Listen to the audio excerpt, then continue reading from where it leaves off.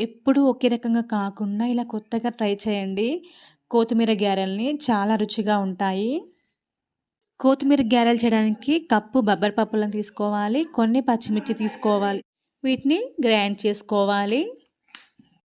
మరీ మెత్తగా చేస్తే గారెలు రుచిగా ఉండవు. కొంచెం కచ్చాపచ్చాగానే పట్టుకోవాలి. తర్వాత కట్ చేసి పెట్టుకున్న ఆనియన్ వేసుకోవాలి. కొంచెం పుదీనా వేసుకోవాలి. కట్ చేసి పెట్టుకున్న కొత్తిమీర వేసుకోవాలి. తర్వాత కరివేపాకు వేసుకోవాలి. తర్వాత కొంచెం జీలకర్ర వేసుకోవాలి.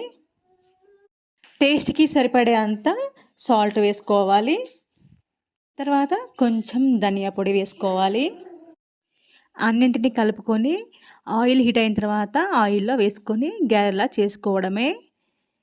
ఇందులోనే కొంచెం పాలకూరని యాడ్ చేశాను. ఆ వీడియో క్లిప్ మిస్ అయిపోయింది.